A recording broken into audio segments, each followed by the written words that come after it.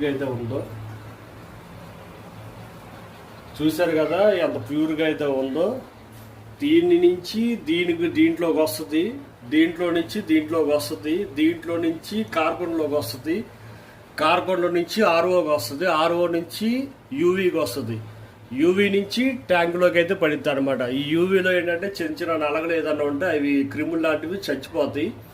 RO ఏంటంటే వాటర్ని బాగా ప్యూరిఫై చేసి టేస్ట్ కూడా మినరల్ వాటర్ టేస్ట్ వచ్చేలా చేసిద్ది అనమాట.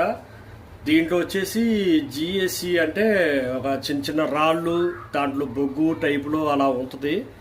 ఇది వచ్చేసి కోకోనట్ టేస్ట్ వచ్చేది అనమాట. ఇది మెయిన్ అయితే ఇవైతే మార్చుకునే అవసరం లేదు.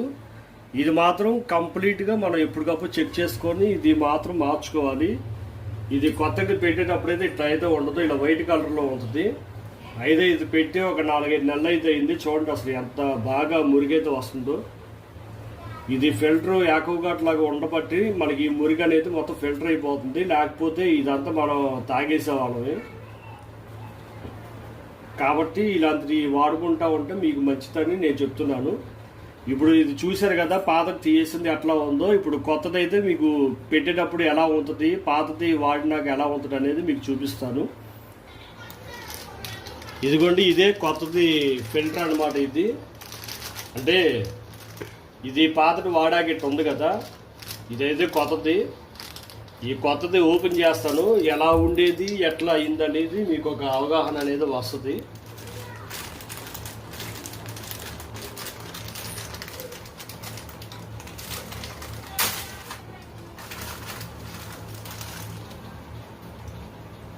ఇదండి కొత్తది. అసలు ఈ కొత్తది అట్లా ఉంది, ఈ పాతది అట్లా ఉంది. దీనికి సంబంధం ఏమైనా ఉందండి? ఇది కూడా రేపు ఫిల్టర్ అయ్యి మట్టి మొత్తం దీనికి పట్టేసి ఇది కూడా రేపు పోతారు ఇట్లాగే తయారవుతుంది.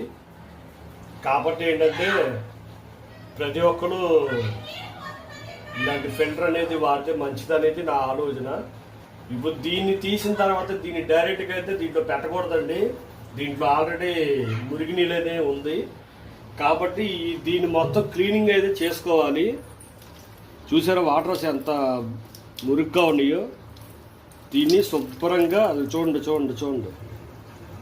అడుగును చూసారా అసలు ఎంత మట్టి ఉందో.